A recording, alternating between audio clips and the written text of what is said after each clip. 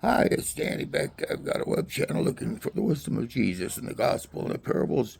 Welcome to a look at the parable of the 10 virgins in Matthew chapter 25, verse 1.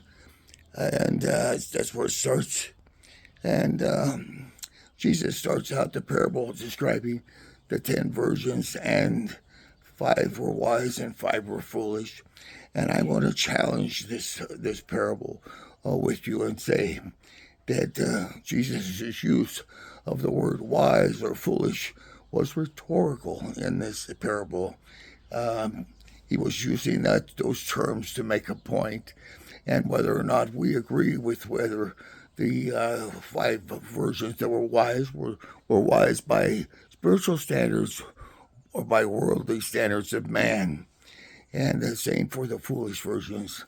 So we delve into the parable that the 5 that were wise bought extra oil in their lamps, and they all were meeting together. Perhaps part of them were the groom's family, part of them were the bride's family. But like any wedding group, they were waiting together for the bridegroom to show up, and we were led to believe perhaps that bridegroom might be Jesus himself in the parable. So let's explore this. That at midnight they all have been waiting out there for hours, and their lamps gone out, and it says, the groom comes, and so they got up to prepare their lamps. And the foolish said to the wise, "Lend us some of your oil, for our lamps are going out." And the wise responded, "No, there may not be enough for us and you also, but rather go into town and go to those who sell and buy for yourselves." And now this is what happened. They went out into the darkness, sent out there by the wise virgins. Now I have to ask you, is it wise for them to send these other 5 out into the darkness to go buy oil uh, for themselves? And is it wise not to try to share what they had? They said, no, there may not be enough. Well, it's it seems like what happened ultimately was that they went out to buy and they came back and they were not let into the wedding feast. So that should point out something, that hey, it wasn't very wise for them to go out and try to buy oil, because then they risk being shut out of the wedding entirely. So that proves that they sending them out of the darkness was not the wisest move. The wisest move then must have been to do what? If the prince was, or the groom was Jesus himself, the wisest move would be for them to have faith and say, "Let's wait here with us until the groom arrives, and we'll see if he can't solve our dilemma of the not having enough oil." And now that would make sense. Why?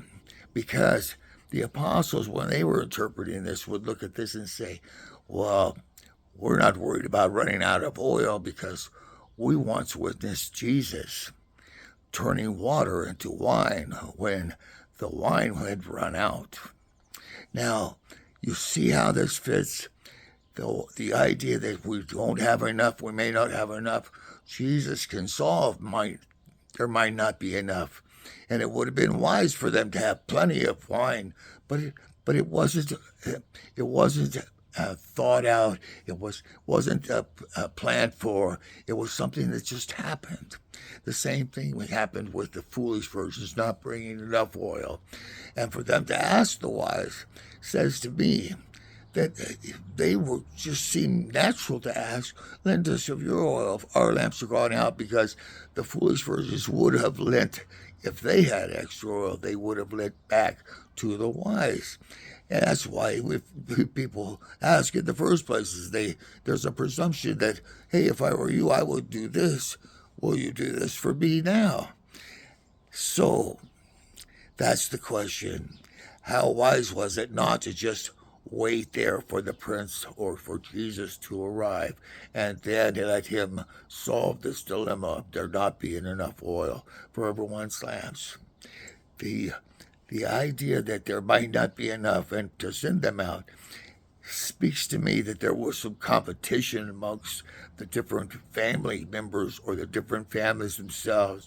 Perhaps they did not want the the other five to attend the wedding at all. They were trying to keep them excluded, or that they didn't have enough compassion towards them to help assist them to get into to the wedding feast. So if there wasn't enough oil, that they should all run out of oil together, and that would have been better than sending them out into the darkness and then having them be completely excluded in outer darkness when they return to seek to come in. My take on the parable is that they did go out. They went out to those who would buy, but they went out. The one road that went in was the same road that went out, and they couldn't help but pass the bridegroom on his way in, and he was the one who says, "Where are you going?" And they had to explain that they were sent out into the darkness by the five wise virgins. And so he took them then into the wedding feast by another doorway. And that it was the so-called worldly wise virgins who thought that they had enough oil in their physical lamps, that it was them who heard the noise of the wedding and later from the garden area went to try to get in. And they were treated like strangers, because that was right and just treatment.